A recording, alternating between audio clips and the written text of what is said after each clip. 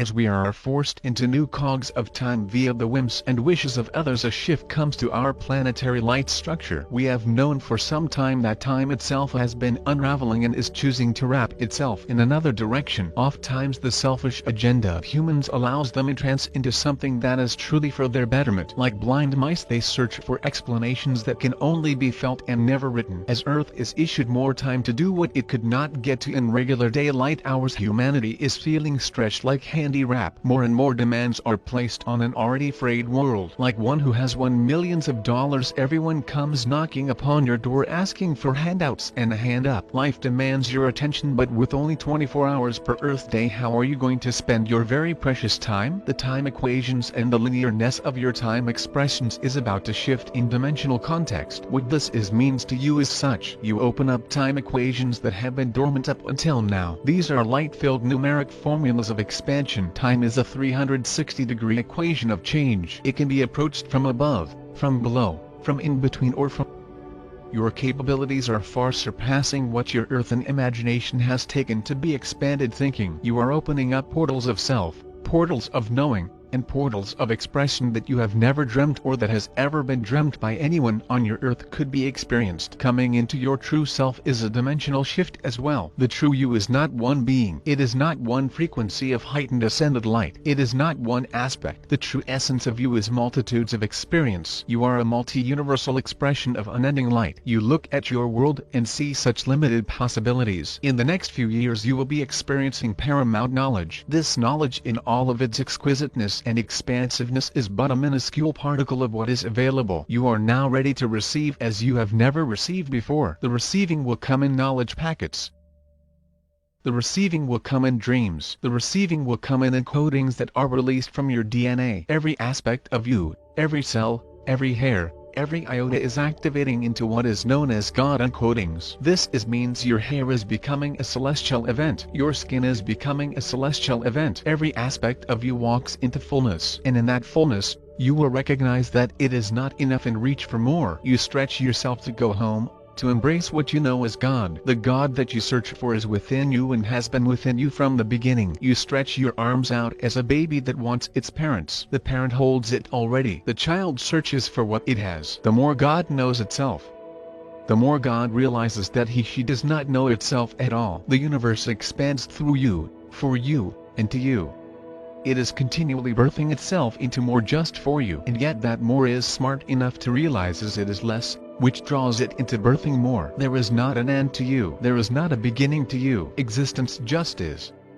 Each one of you is more than you can ever comprehend. To find that remembrance within your system would be to explode your system from humanness and to re-emerge as what you were in the beginning. The space in between the stars, the planets, the black holes, is God calling himself back into beginning, which will immediately be formed again. Every day you are challenged by your beliefs and for your beliefs. Every day you are challenged as you hold tightly and grip what seems to be reality. You are afraid to know more. Each time, each minute, each level of information that comes to you, challenges your sanity, challenges your existence. You each are continually downloaded and upgraded. Many truths are for your ears only, your heart only. They may not fit your metaphysical belief system. We are the Pleiades and we will go at this time. Honor what comes through your thinking patterns.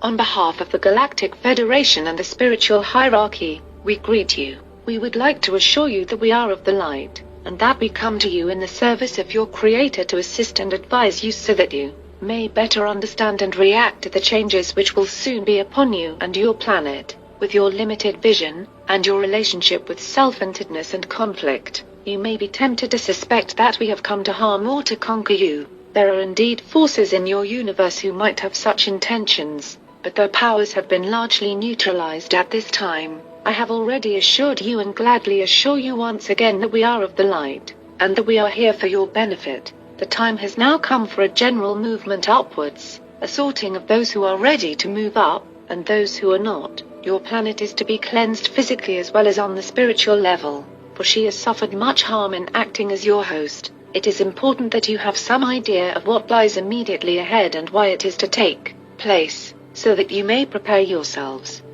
This is our first task. You have collectively made great advances in science and technology, but in so doing, You have often neglected another important source of information, namely your intuition, in your obsession with things physical, things which can be seen, felt, measured and tested. You have gained the impression that if you cannot see or feel it, it cannot therefore exist. Your eyes are closed to any possibilities outside your own area of recognition. But I must tell you that there is more unseen than is seen, there is more uncomprehended than comprehended, there is more to your world and your universe than you could presently imagine. The density of matter is important. Physical objects have different densities, people's physical frames have different densities, so also do worlds. We are of a lighter, finer density than you, as also are the manifestations which you call spirits or ghosts. Place some pebbles in a sieve, then pour water over them and see how the finer density of water allows it to pass around the denser pebbles. That is why ghosts can pass through walls. That is how our spacecraft can move about invisibly to your eyes, though we are able to make ourselves visible to your senses at will. That is why there is so much going on around you that is invisible to your eyes. Planet Earth at present exists on the densest possible level as a reflection of the environment in which you live and conduct yourselves and the lessons you have chosen to learn. Each planet or universe or civilization has its constitution, similar in spirit and in turn to the constitutions of your more evolved governments. The concept of constitution is to lay down the outer, absolute boundaries of approved behavior beyond which neither individuals nor governments may pass.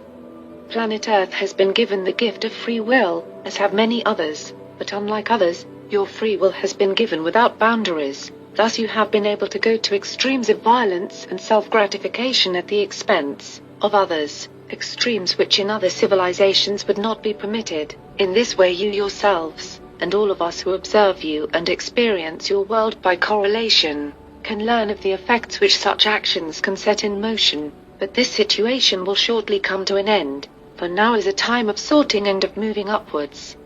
It is a time of revision, of assessment, of taking new paths. It includes your entire planet, and indeed a much wider circle of worlds beyond your own. Your planet is to be cleansed, and its people will move to new worlds according to their evolution and aspirations, in order to learn new lessons in new environments. This will give each individual the opportunity to review his or her life and attitudes, and to consider the kind of future to which he or she aspires. Having given you just a brief idea of what is to happen very shortly around you, I must now tell you of the task we have been given by Earth's spiritual guides and hierarchy, and how we propose to set about fulfilling our responsibilities. It is our intent to use what in your language might be referred to as the carrot and the stick. The stick is not, as you might at first think, a weapon to be raised in aggression or anger or envy. This is not our way. Indeed, the constitution of our lives and civilization does not permit any of these things. The stick we will use is a rod of protection, and it is strict, tolerating no exceptions. Already you will find that your weapons of war are losing their effectiveness. Over time these physical weapons will disintegrate into dust. Their aura of aggression and anger will be neutralized along with their physical form. You will also find that anything used as a weapon of aggression, even a stick or a fist raised in anger, will be stayed by an unseen hand. Ultimately, you will find that when any words are to be spoken in anger or aggression, the voice of the speaker will falter as if gently choking, so that such words may not be expressed. Finally, as the din of war is gradually stilled and a spirit of peace descends upon your planet, we hope to reinforce it with an all-enveloping blanket of love and goodwill. You must understand that although you may think that victory is an achievement providing its rewards, you should know that the continuance of war and competitive aggression, which is a constant feature of your planet, has taken its toll upon your emotions and your senses, creating a continuing tension. As this burden is progressively lifted, you will find yourselves lightening, becoming more joyful, more able to see the beauty around you and the light in the souls of others. Perhaps you, with your tradition of total free will, may feel that this is an unwarranted intrusion into your liberty, although you may well agree in principle that the neutralization of all anger and aggression, together with all weapons of war, will be a wonderful thing. You may not feel altogether comfortable with its imposition by an alien and foreign force, yet I must tell you that such rules are not unusual.